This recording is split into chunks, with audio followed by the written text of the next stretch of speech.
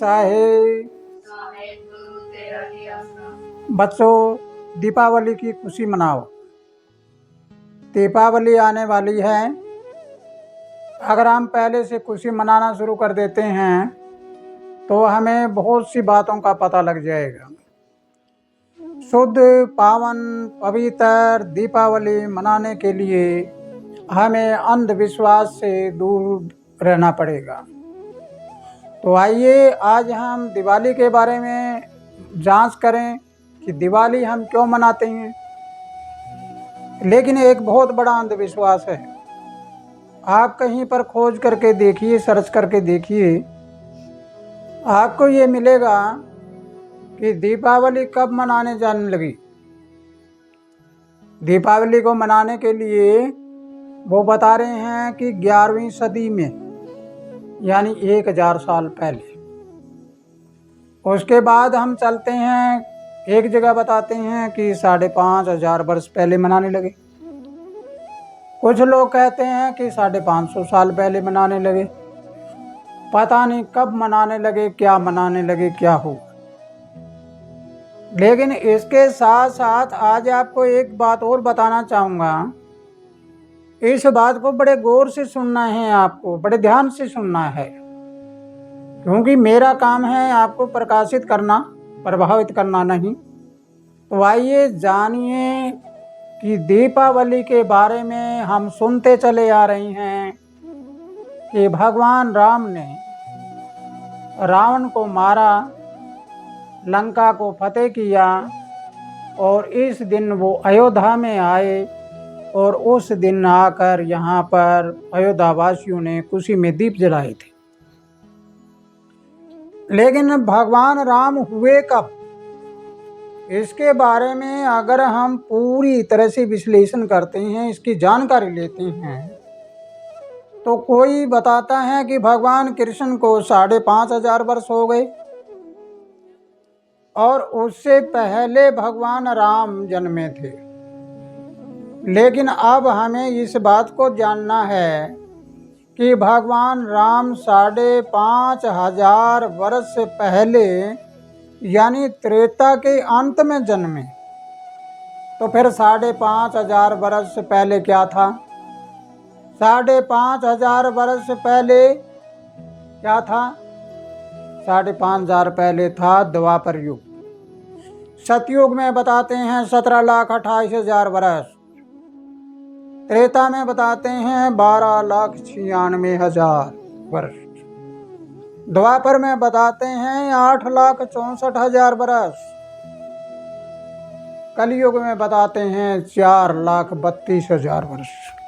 तो आप जानिए कि 5500 वर्ष पहले अगर भगवान कृष्ण जन्मे और वो द्वापर युग में, द्वापर युग के शुरुआत में जन्मे, तो अब कौन सा युग है? अब तो द्वापर हो गया, तो फिर कलयुग कहाँ से आ गया?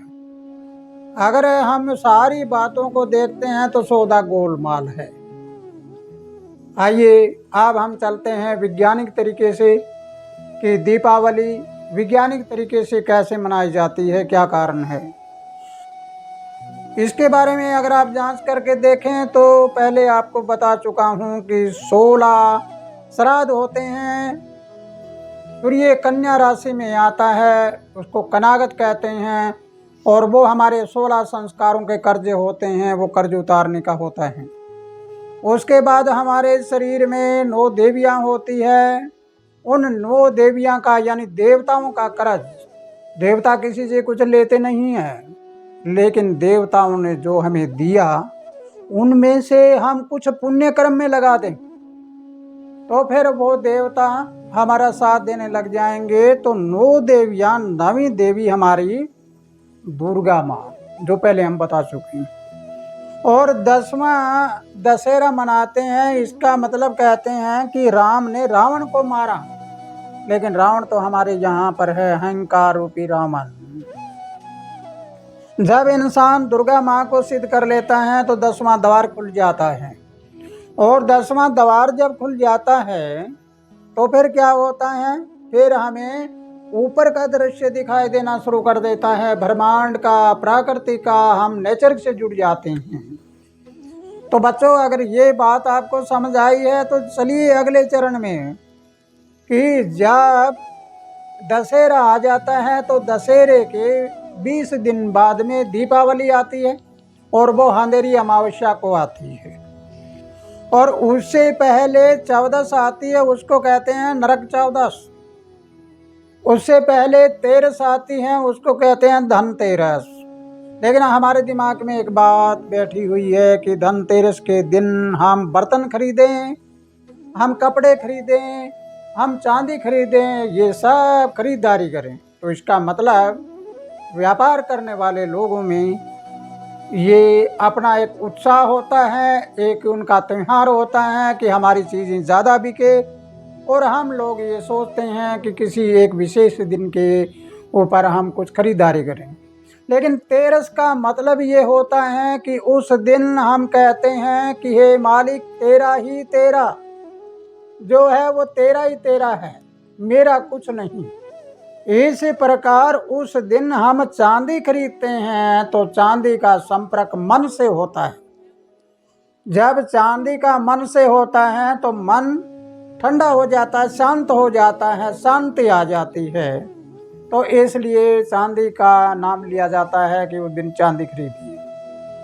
उससे अगले दिन चलते हैं चौदस को। चौदस को हम नरक चौदस कहते हैं। चौमुख दिया जगाते हैं, यानी 4 मुंह की 4 बत्ती वाला दिया। 4 बत्ती के दिए का मतलब होता है चारों दिशाओं में हम वो दीपक जला रही हैं। चारों दिशाओं में दीपक कब जलेगा? जब हमारे ऊपर बुजुर्गों का कर्ज ना रहे, वो कर्ज उतर जाए, देवताओं का कर्ज ना रहे, वो कर्ज उतर जाए, फिर हमारा गुरु का कर्ज उतारने के लिए हम गुरु के रास्ते पे चलें। तो गुरु का रास्ता होता है वो चारों दिशाओं में होता है। गुरु कभी एक दिशा में नहीं रहता, वो चारों तरफ देखता है। इसलिए नरक चौदस के दिन एक दीपक जलाकर, चौमुख दीपक जलाकर उसमें जल का तर्पण किया जाता है, और जल का तर्पण करके बुजुर्गों का छोटा मोटा कर्ज रहा होता है उसको उतार के फारिग करते हैं। उसके अगले दिन अमावस्या आई। अमावस्या काली रात है। काली रात का मतलब हुआ कि इस संसार में जो अज्ञानता फैली हुई है, इस अज्ञानता में ज्ञान रूपी दीपक जलाना। इस अज्ञानता में जब गुरु के पास जाएंगे तो ज्ञान रूपी दीपक जल जाएगा। तो ज्ञान रूपी दीपक कहाँ जलाएंगे? हमारे शरीर के रोम रोम में। अमावस्या को दीपावली मनाने के लिए आप अगली वीडियो में सुनिए। उस वीडियो में आपको बताया जाएगा कि अमावस्या के दिन दीपावली के दीपक क्यों जलाए जाते हैं। उससे आगे भाई भाई का मिलन कैसे होता है, और बहन भाई का मिलन कैसे होता है, भैया दूज क्या होती है, ये आप अगली वीडियो में सुनिए। अगर ये वीडियो समझ आई है तो ज़्यादा से ज़्यादा शेयर करिए, और अभी तक सब्सक्राइब नहीं किया है तो सब्सक्राइब भी करिए। बेल आइकन घंटी बजाना तो बिल्कुल मत भूलना, ताकि हमारी हर वीडियो आप तक जब अपलोड होती है, अपलोड होते ही आपके पास घंटी बज जाए। और अपने विचारधारा को कमेंट बॉक्स में ज़रूर लिखना। सत साहेब।